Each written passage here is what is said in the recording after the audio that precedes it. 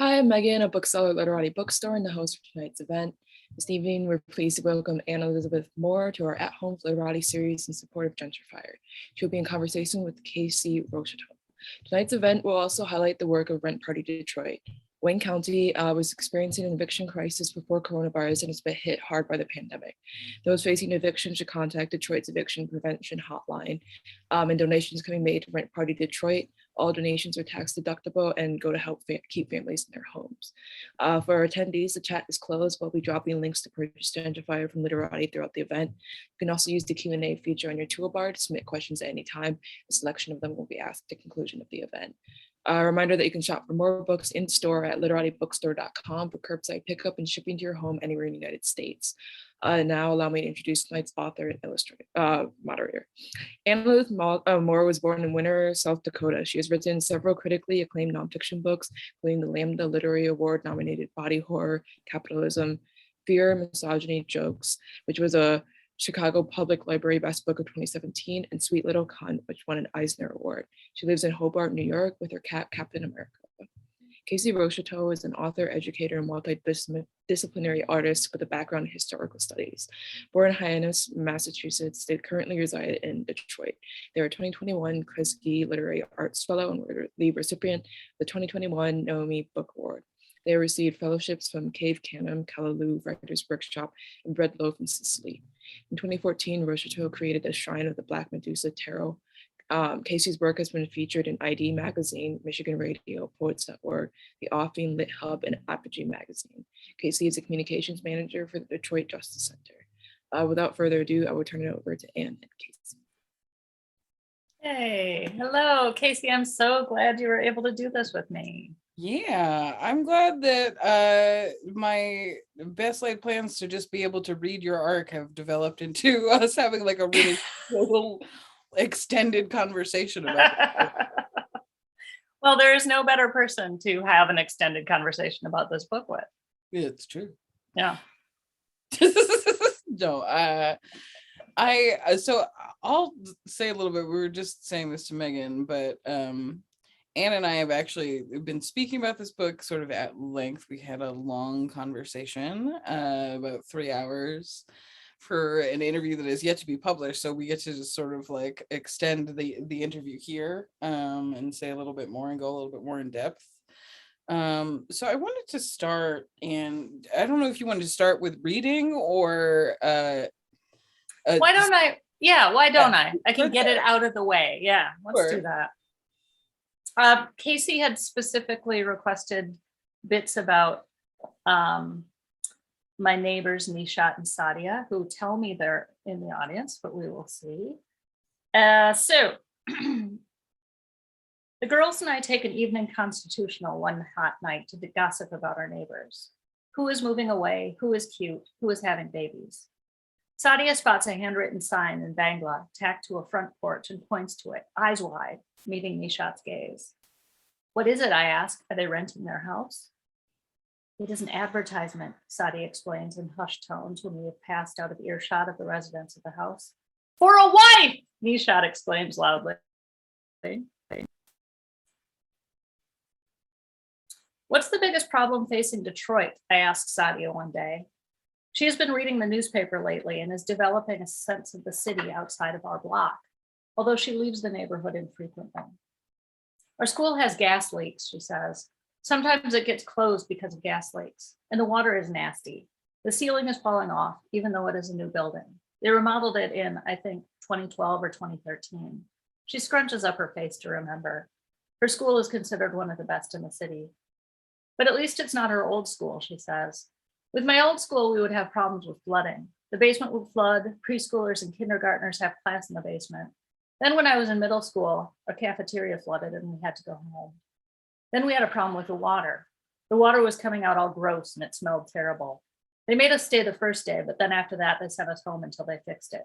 It was a couple days. They did that with a gas leak too, I recall. Kids were getting sick, but the school wouldn't admit anything was wrong. You got sick that day, I reminded her. It was only a couple months prior.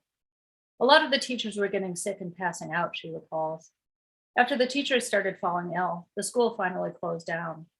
Sadia again expresses relief that her educational facilities have improved compared to her previous institution, but we become so engrossed in cataloging regular threats to her health and safety posed by her school that we fail to revisit the question of Detroit's biggest problem. It's a quiet night, so I decide to introduce the neighbor girls to the concept of Ted Cruz being the Zodiac killer, a theory they consider with growing interest, soon whipping out cell phones to Google the more complicated parts of the easily disprovable story.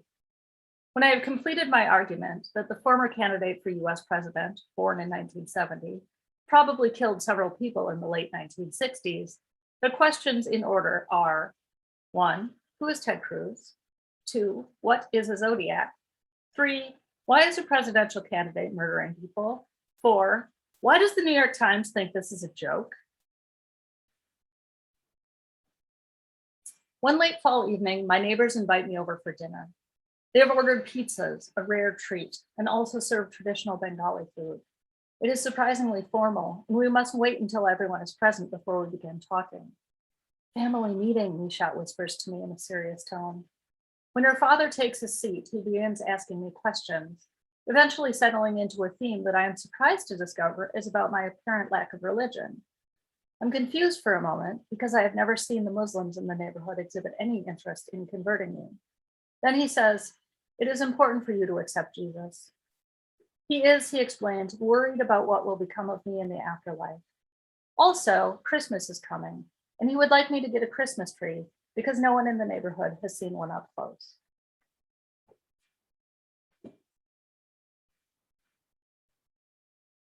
Thank you. No, thank you. So the book, I guess I should explain, is written in these little vignettes, and they are often structured like jokes, but sometimes they're not at all funny. They sort of use the joke structure to be quite devastating. Casey knows this already. I'm not really telling Casey. I'm assuming there are other people out there I can't see, but maybe there aren't. Sure. And oh, good. They so it makes the book really easy to like pull stuff from and like create a different kind of storyline whenever I read something from it. So that was a super fun one. Thanks for that prompt, Casey. Oh, for sure. I I am. For the folks who are tuning in, I had asked specifically for the true life adventures of Nasha and Sadia because I really came to love them as characters in the book, and as also, for anyone who's in the audience who doesn't know or isn't aware, Anne's book chronicles the journey of winning a free house through a program in Detroit, a program that I also won a free house in. And I still live in Detroit, and I'm still in the house that I won. And so, which is in the same neighborhood. We lived, right, what, 2.5 blocks away? Yeah, right around the corner. Yeah. And like to the point where I was saying that I was thinking of the girls as I was walking to vote, like literally last week, and hoping that they know that they're famous. But there's something really familiar to me about these interactions that you're having in the neighborhood, because I also experienced the neighborhood in a very similar way, where it's different in so many ways. It's different from the rest of Detroit. It's different from anywhere else I've lived. And one thing about the neighborhood is, of course, how close everything is and all of that. And so your neighbors become a very intimate part of your life, I think. Yeah. So I guess my first question out of that is something that we've talked about that I'm thinking about again, is this distinction between how you felt in the neighborhood versus how you felt being in the city, and then ultimately how you came to feel about living in the house and participating in all of this in the first place. Yeah, I mean, I really feel like I wrote the book to try to be able to answer that question in a, brief 2 to 3 sentence way, and I have not been able to do that. The house situation is and was so complicated. And then, I mean, I think the program itself was a really complicated thing to give houses away to writers, as a way of sort of shoring up neighborhood resources, and yet in a way that did appear to be, from a lot of people, an act of gentrification, is obviously complicated on its own. In my case in particular, given the history of the house that I was living in, and given that ended up being, way more complicated than I was prepared to deal with, or, would have been willing to sign on to had I known that that was going to go down that way.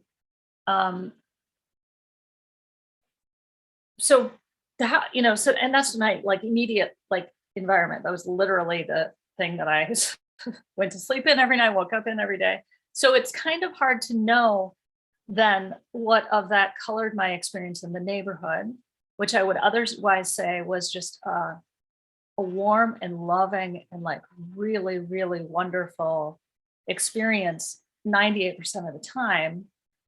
And then my experience in the city, which was, 100% of the time fascinating, but probably about 50% of the time weird and uncomfortable, and another 50% of the time thrilling and wonderful. And we've talked a lot before, Casey, about one of the things that differentiates my experience winning a free house in Detroit from your experience winning a free house in Detroit is that I'm white. And what this signals to other white people had never been so present to me than it was in Detroit. And what the conversations I was sort of forced to participate in, and the way that I was, constantly affronted with other people's belief systems, pure racism, white supremacy, and just general weirdness, was really really hard to be around. Yeah, absolutely. I mean, I am a Black person. I'm a light-skinned Black person. I'm mixed race, right? So I get some of that sometimes. If somebody reads me the wrong way, I've had moments where I'm just in a Lyft. It's usually a Lyft because I don't drive, so I'm very often at the mercy of random drivers in Detroit. It was somebody will just say something offhand to me, and I'm just "Ooh, Lord, is this how you talk to other white people? That's crazy."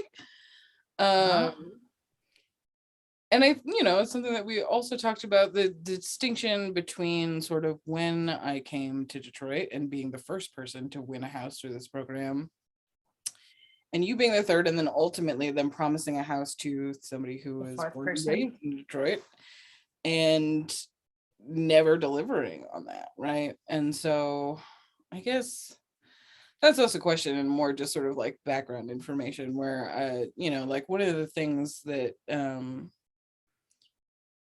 was so interesting is I think I went into reading your book anticipating that I was going to be, I don't know, just overly, I anticipated my own being overly critical about it, and I couldn't put it down, largely because so much of it felt like a love letter to the neighborhood, and there were so many things about it that I was just oh yeah, that's absolutely that's where I live, it just felt full and realized in a way that was really nice. Oh, that makes me so happy. Your read on this book was particularly important to me, but that as a comment, it just means the world to me. I feel like it is a neighborhood and a situation that I can't imagine how I would have tried to write it. And so I luckily didn't have a plan at all. And I'm really glad that it came out feeling, I don't know, something, whatever it felt like, recognizable, I guess. Yeah. Yeah. I think part of it too, right, was that entering into it, I had kind of we had vaguely talked about you writing something about this experience overall, like years ago, right? With a sort of different approach to it, and then it became what the book became. And I was interested, one of the first questions I asked you was why this title, right? And now that I understand why this title, which I would love for you to answer for the audience, but then also talk a little bit about people's reactions to the title, because I'm sure that it's provoked some interesting responses now that the book is released. Yeah. So the title was a little bit of a way of talking about the accusations against the program and the accusations therefore leveled against me. I don't know if you ever received those, Casey, but I definitely was called out for gentrification for winning a free house in Detroit immediately. And the project of the organization was to like put writers in communities that were at risk of losing neighbors. And the project, therefore, that I took very, very seriously was to be a resident of this neighborhood and just really like do everything I could to cohere it, not that I had any skills or knowledge or anything in the area, but just try to like be present and available and consistent. And in the months leading up to my arrival in the neighborhood, families were moving off of the block that I ended up living on just about every week. They were going to Warren or they were going to the Bengali neighborhood in Brooklyn. And shortly after I arrived, that slowed and then really did stop. And then it became a place where people wanted to live. And so that's kind of not what we think about as gentrification. And it is, more about stabilizing and sort of celebrating. But of course, the title then changes meaning as you go through the book and you realize the history of my house, which just as you guys heard Megan explain, that in Detroit, 1 in 4 homes was foreclosed between, I think it's 2004 and 2011.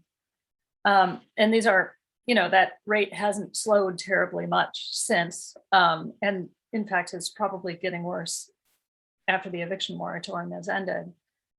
And what that means is that, there's a sort of deep history of violence against families that had been at one point homeowners that were suddenly, lost their homes and possibly the accumulated wealth of their families. And as I discovered that my house, in fact, had been a part of that, and that there was one particular victim in all of this, that, and that as a prize, I had sort of won something that had been stolen from her. Then we start thinking about like different ways that gentrification actually is perpetrated. And in this case, perpetrated by a city into which people are sort of slotted into various roles. And me as the winner of this house, I had been slotted into a role that was active gentrification and, ultimately sort of white supremacy. Yeah. And I think, a lot of what came up for me in reading your book, right, was also interrogating my own sort of complicity in this process, right? And despite our identity differences, it doesn't impact me differently. And to answer what you had asked about, if that had been leveled against me, not to my face, but I was for a long time making a joke about how when I moved to Detroit, I was like the most celebrated gentrifier in the city, because it was the press junket that came about before and after I moved was pretty sensational. Because a lot of people were very interested in this program, and I think it was something that I had always kind of considered. Is like my artsy friends in Brooklyn would always talk about, you know what, like my rent is too high, I'm just gonna like get out of here and go buy a house in Detroit and da da da da da. None of them ever did that, but it always felt, you know, creepy and weird, like you know, to even attach yourself in that way to a place that you had no sort of, I don't know, claim to, right? But there's sort of an interesting thing that I think about, which is gentrification versus displacement. The city is involved in displacing people. The neighborhood itself is not really gentrified. You know what I mean? Like there is not a bougie coffee shop. There's not a art cinema. There's like a very robust liquor store nearby. When did that come? No, that's been there forever. That's Oh, well, I walked in there the other day and I felt like I was walking into Cheers. You know, like literally somebody yelled my name when I walked in. I was like, wow, okay. And I don't think that that's necessarily like the most important distinction between displacement and gentrification, but that it it moves differently than I see it in other cities, I guess is how I'll put it, you know? Well, you had asked also about reactions to the book since it came out, and there's two things that I thought I should mention. And one is that, you know, without people necessarily reading the book, I've gotten a lot of people that come up to me and they say, oh, I'm so excited to read your book. I was going to do exactly what you did and buy a cheap house in Detroit and move there and just, you know, try to like, you know, fix it up and then move somewhere else, which like, okay, you're not even reading the back cover copy. Like that's not at all what I did. And also like, if that's what I did, would I name my book that? Like, would I be that obvious? I wouldn't be that obvious, but whatever. And the other thing is that, people get the mad about the title for a couple of different reasons.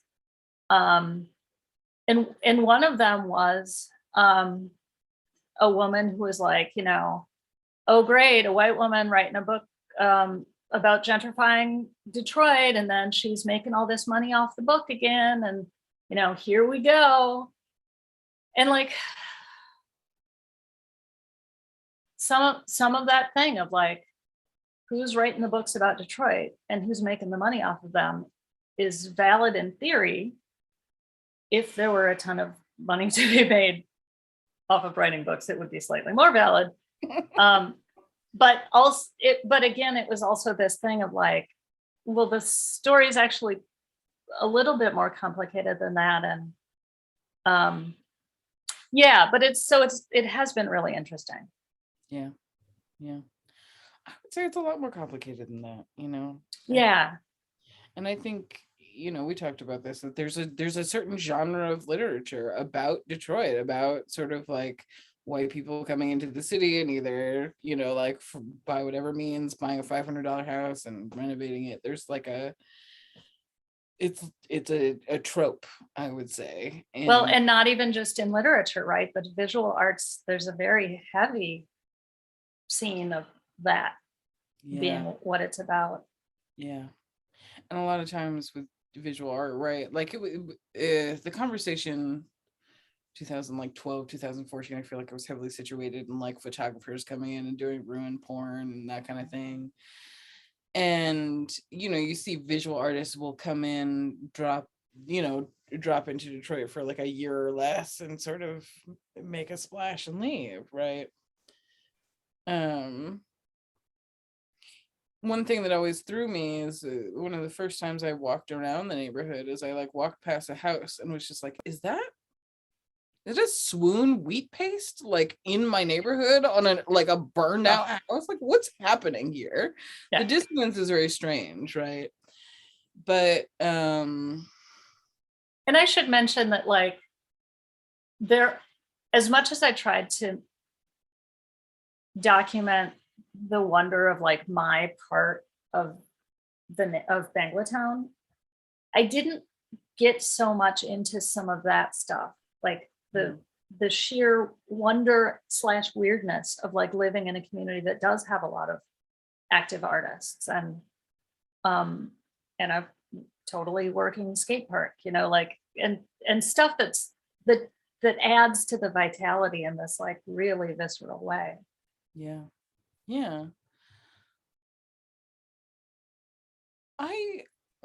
I'm like, it's almost better that you downplay that. I feel like the less people know about that side of the neighborhood, the better, because there's just a thing about that aspect of the neighborhood. There are people who've lived here for, you know, a lot longer than I have, who have made it a very artistic community, and also there's this thing of, I don't know if it's the same amount or if it's increased or if it just like sort of fluctuates as the years go by. But I know that on my street in particular, right, there's, I started with, I think most of my neighbors, when I moved here, there were a few Black folks on my street. And then, you know, my next door neighbor was an artist. He's Asian American, and then like an older Polish guy, and then Lola in her squat, which burned down like 2 days before Christmas, the first year I lived here. But like in the past couple of years, there have been this influx of like younger white artists in like directly, like immediately on all sides of me, and I'm just like, well, this is new. And it's not necessarily, they're not the worst neighbors. No. But it's still obviously shifting in a lot of ways, right? Yeah.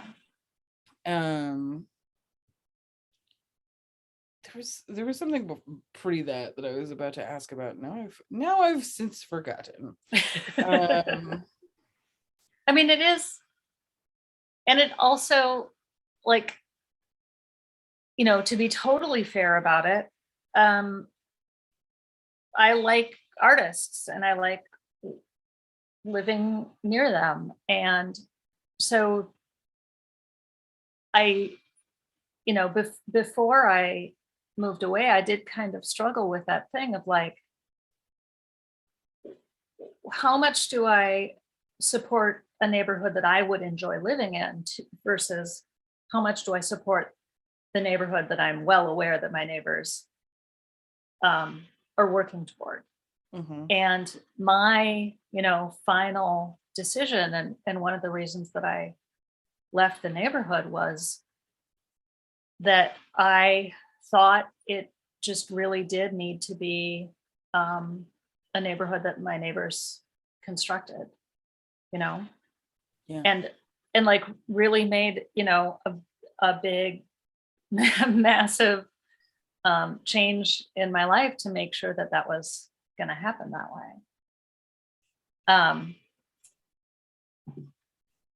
And I, you know, it's a beautiful, wonderful place to live.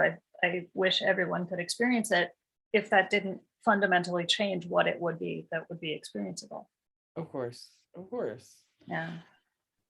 It's also, it's such an interesting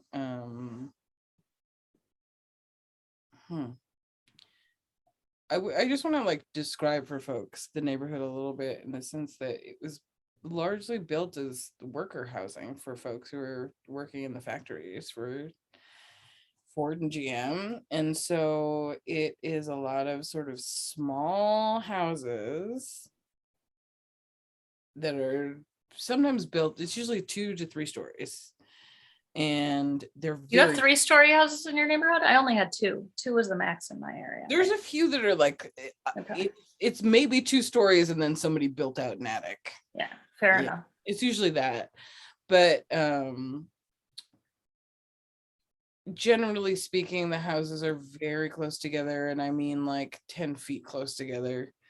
I try to explain that to people when I'm has been working from home, right? Where it's just like, yes, sometimes there is a circle, like a buzzsaw right outside my window. I can't do anything about it. It's just what's happening today.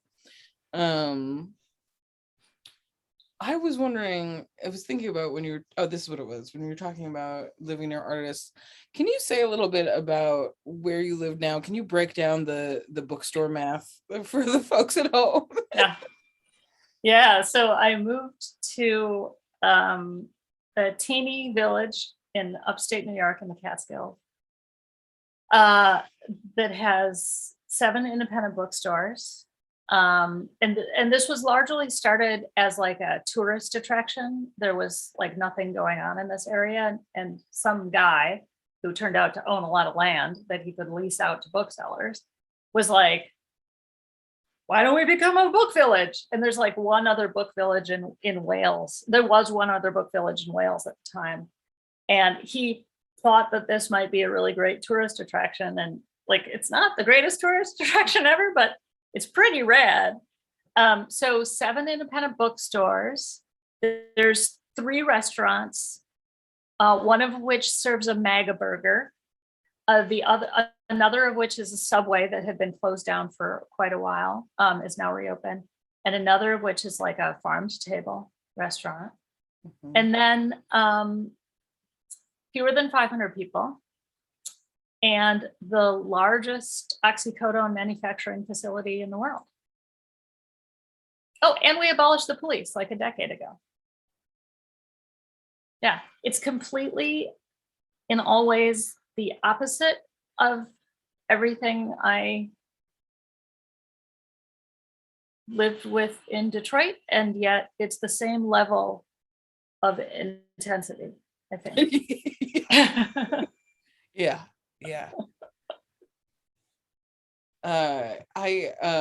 You hadn't told me about the mega burger, and now all I can think about is what goes on it. Like, does it come with like a white, like a Klan hood on top of it? Like, what, like, don't answer. I don't want to know.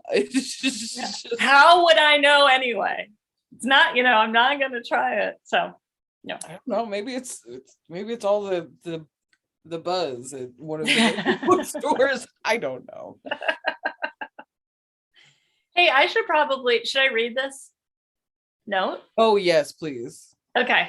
So because we were going to concentrate on Nisha and Sadia today, I asked them to get together and write a note for their fans, updating them and their lives right now. Because it's a year since I last saw them, a year and 2 months since I last saw them. But like coming up on 2 years since I was there for any length of time. So it's really been like way too long since I got to hang out with them. Hey, this is Nisha and Sadia, and here's a little update from us back in Detroit. We both started a new period in our lives. Sadia graduated high school during the pandemic and started her first year in college. And Nishat started high school and is a sophomore currently. We both also started working during the pandemic. Nishat started working at a local boutique for traditional Bengali clothes, and Sadia started working an office job. During the summer, we did our usual neighborhood barbecue. We missed you, Anne. And we did our usual daily constitutionals and went out to the mall and fun places here and there. Overall, we've been good. Exciting news. Nisha got a cat and her name is Luna. She's a little tabby. She's the cutest thing ever. She's the cutest thing in the world, and she's almost 1. Sadia finally got her nose pierced. She's really jealous Nishat has a cat and she doesn't.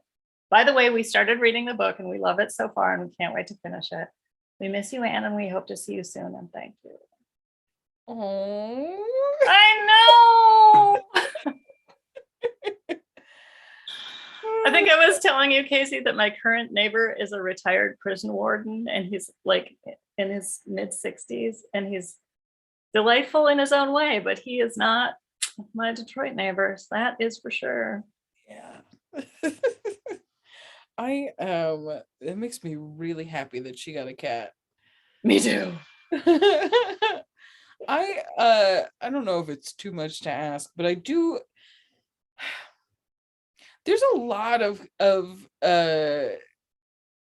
there's a lot of cats in this book. There's a lot of cat talk. I mean, some of that is just me, right? Yeah, absolutely. Yeah. But also like some of it was that I needed to find a subject that I could sort of use that was neutral and would basically allow me to keep the joke structure kind of even throughout. And plants are not funny really at all. You can't say too many cute things about plants. I tried, it didn't work. So yeah, so cats had to become the thing of like, you know, establishing neutral territory and sort of release from like socio-political reality, which I think probably in Detroit is how my cats operated for me, in truth. Yeah. I mean, Thurber, the cat that kind of, you know, as much as my neighbors do, drives the narrative, was also a part of my life for 23 years. It was, you know, the most significant relationship I've ever had. So it was interesting, but also like, did you read The Friend? What's her name? Not going to be able to remember, but the book about the dog. Nope. Okay. Well, there's this great book that talks a little bit about a dog, and it becomes clear that the dog is a stand-in throughout like halfway through the narrative, it becomes clear that the dog, you know, means certain things. And I thought maybe I wanted to try to do that a little bit. I'm not sure how much I succeeded, because I have had a number of internet reviewers explain to me that I'm, you know, mean about cats because I use them in my work without really. I mean, I got some real nasty comments about how like you can't put animal death into a book because you're using it for your own purposes and all this stuff. But you know, cats are actually important to me. Yeah. So it is actually a devastating loss, and you know, like your companion of 23 years is no longer with you. Like that's a very odd thing to get upset about.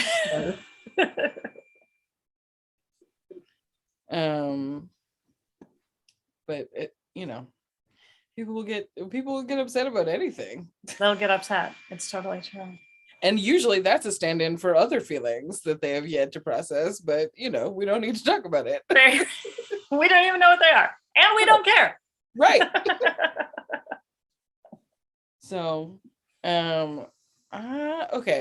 I was thinking a few more questions for me, and then in about 5 minutes we will open it up. I know there's already a few questions in the Q&A section. Great. Yeah, folks should ask questions if they have any. Yes. I'm curious now. I guess there's a feeling for me, not to fully go back to this, you know, sort of like genre of person who moves into Detroit and moves out, right? But I think there's a I guess one of my question to you is sort of like how you feel since you've left. Obviously, like a lot of that got written into the book, but as the book is now being released and you're touring with it, and how you feel about it, and I just want to couple it with a thing that I feel fairly often, that to me in my own life translates to feeling a certain kind of responsibility almost. Knowing that lifelong Detroiters certainly feel a type of way about the fact that this happens so frequently. Mhm. And so in my own life, it's like made me dig into certain things a little bit deeper and like figure out like, okay, how do I be sort of a better citizen here? But yeah, how do you feel about it now? How do you feel since you left? Yeah. Yeah. I mean, it is one thing, of course, is that you are always going to make someone mad when you write a book. Always. A lot of men will get mad that you did not write a book about them, or that you wrote a book and they did not write a book. But it's a process, especially when we're talking about like a memoir or, nonfiction work or anything that has the chance to like represent or believes that it is trying to represent anything. People will get mad that they, were left out, or that their thing wasn't represented properly, or that they didn't have a voice in how it was represented.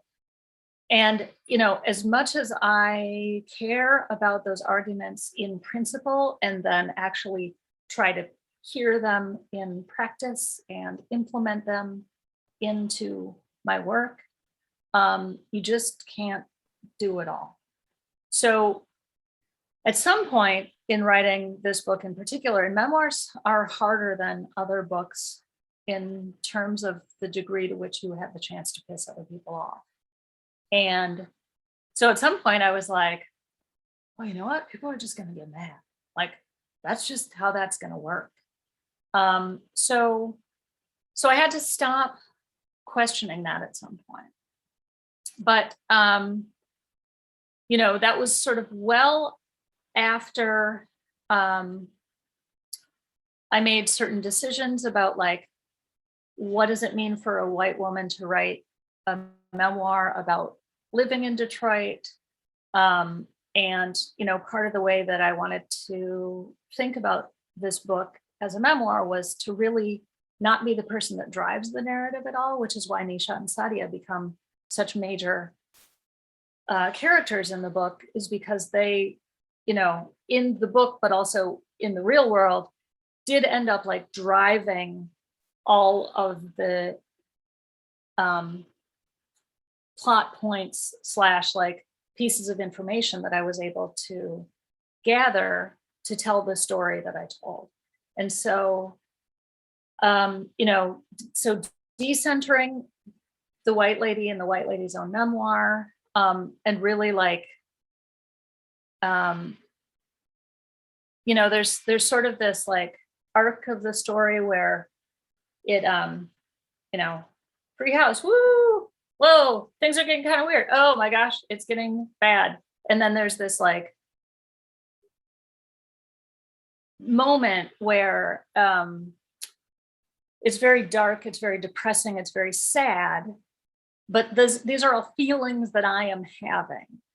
And I kind of wanted to like have the book play out in this way where it was like, okay, lady, have your feelings, but then still the situation that I describe in the book gets significantly worse. And so even like my emotional trajectory doesn't describe the full arc of the emotions that exist in the book. And so in all of these ways that I wanted to like tell a story that really was a story more about a house and more about a neighborhood and more about the community than it was about me.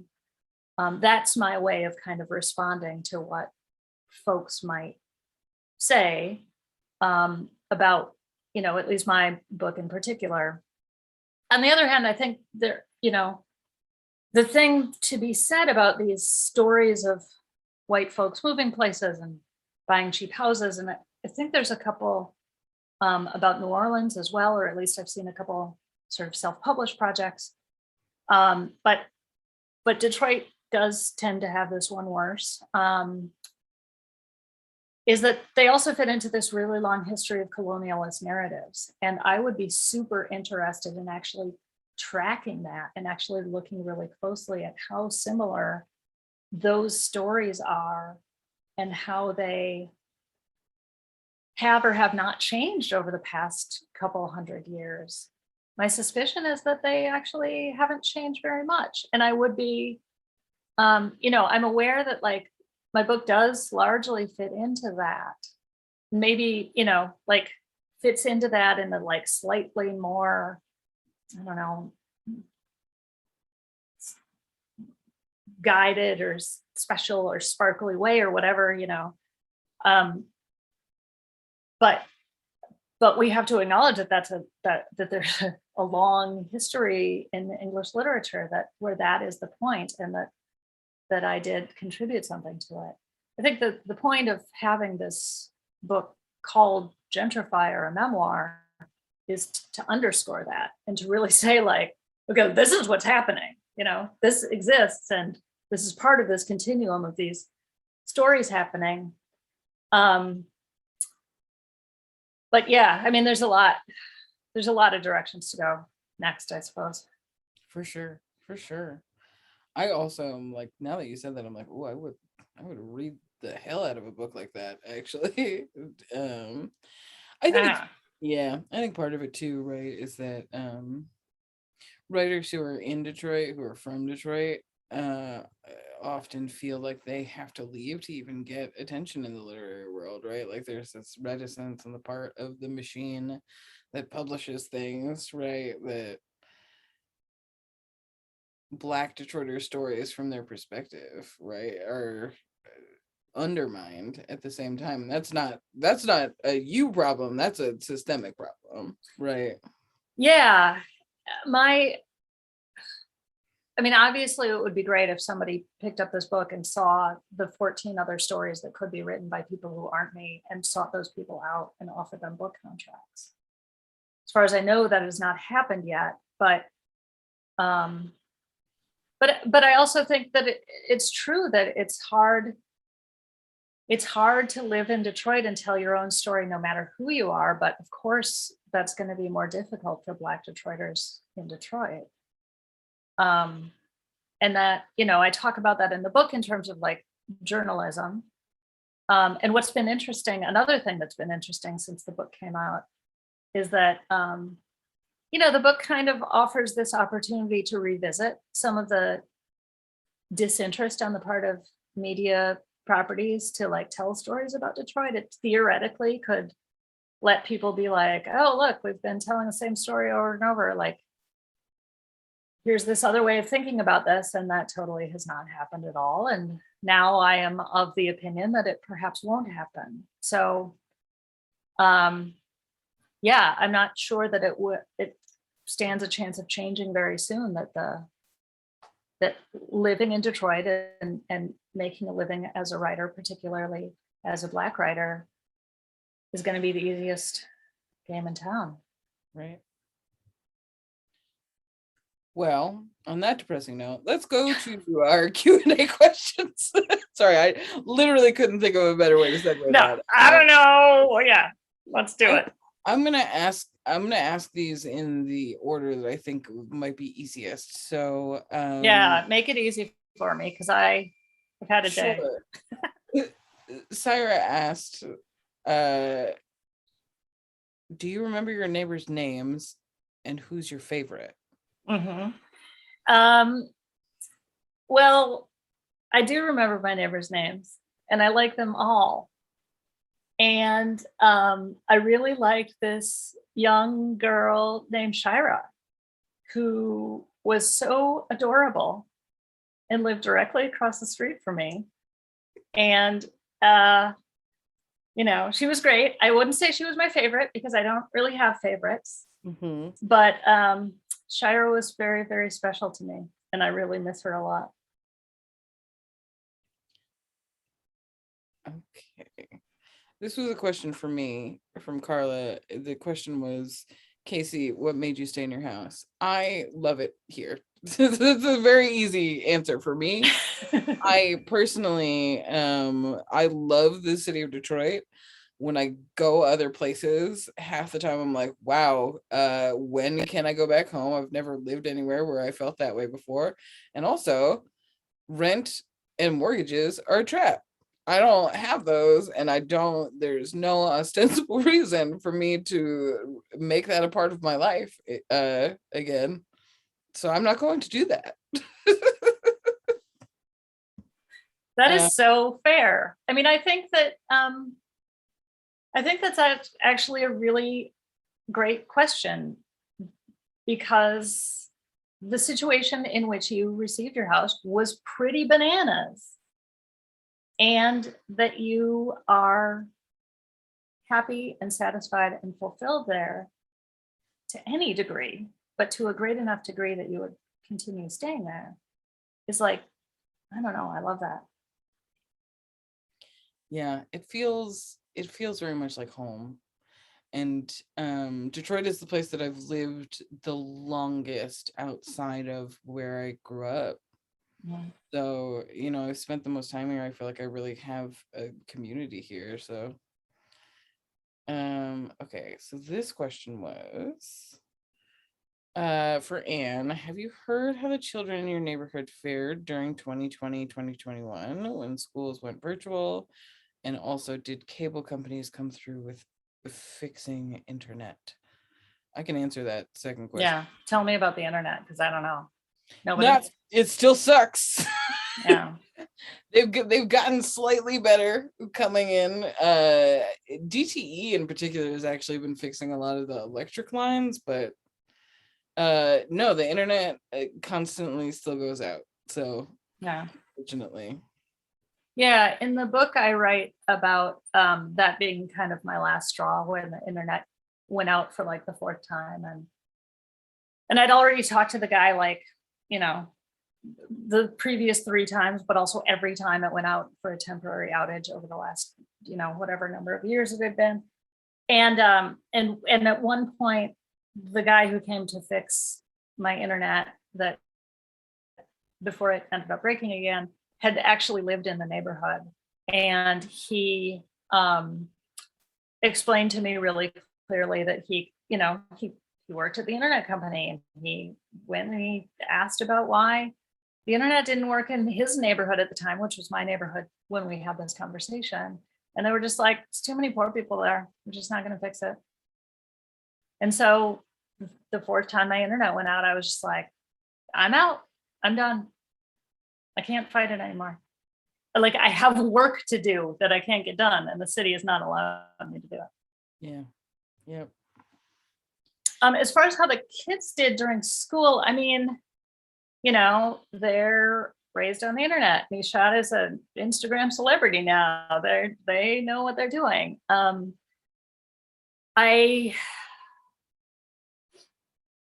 mean, my neighbors are really, really smart, and they're really conscientious and studious. And I'm not just saying this, they're not paying me. I'm not related to them.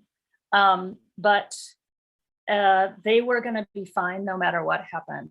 I think that, there are kids that I got to know in Detroit, and I'm sure Casey knows a lot of them still today, that wouldn't have fared so well. It didn't have the family support or the neighborhood support, or, whatever it was going to take to get kids through this. But I do know that, the girls in my neighborhood were fine. I presume their brothers are too, or probably would have heard about it. Yeah. Yeah. So it looks like we've reached the top of the hour, but thank you so much to Anne and Casey for joining us on At Home with Literati. A reminder to purchase Gentrifier. The link is in the chat. And everyone have a good night. Thank you. Fantastic. Thank you so much.